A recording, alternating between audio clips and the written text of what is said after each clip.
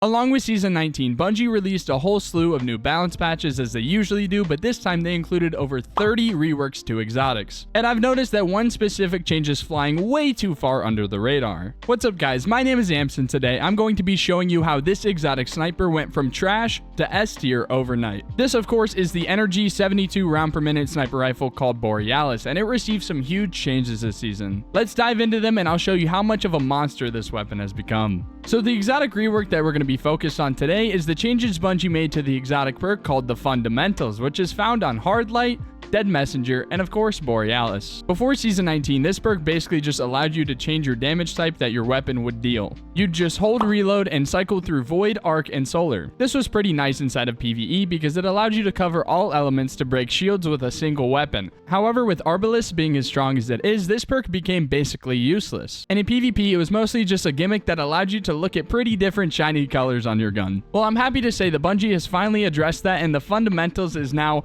a very good perk. The change to this perk is now, depending on the element that is currently selected, your weapon will receive specific stat buffs, kind of like Elemental Capacitor. But this is way better than Elemental Capacitor. The Fundamentals actually gives you 2 stat buffs instead of 1, and you don't actually have to match your subclass to what buff you want, meaning you can use whatever build you want and this weapon will always perform as you want it to.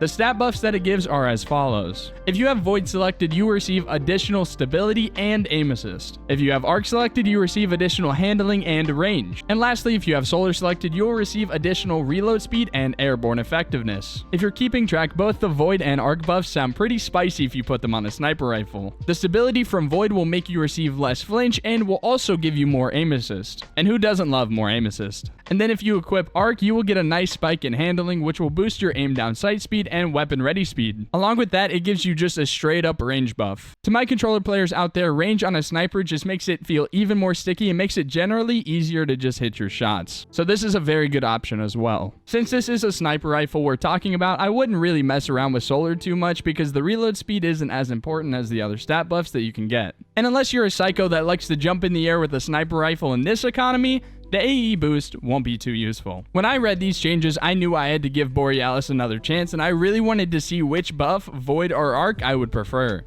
I also wanted to see if the different stat buffs were noticeable between each other and to see if it could save this long forgotten weapon. So I took it out for a spin and I'm going to share my findings with you. The first thing I noticed is yes, you can definitely notice the difference between this gun now and a month ago. No matter which buff you choose, you will find that it will very heavily impact how the weapon feels and performs. This is very nice because every exotic weapon should have its own unique identity, and Borealis is one of those exotics that in my opinion never really felt too, well, exotic. This change gives you a reason to use your exotic slot on this weapon that no other weapon has to offer. So we've already checked box number 1 off on this rework. The second thing to figure out is which buff is best to use. And what I've found is that there's not one clear-cut answer. As I suspected, Arc and Void are the 2 elements that I would mainly use on Borealis because their buffs definitely outweigh the ones you get from selecting Solar. But Arc and Void both make the weapon feel very good in their own different ways. While I was testing, I found that the Void stability buff definitely seemed to reduce flinch by quite a bit, and I found it a lot easier to hit shots while being under fire.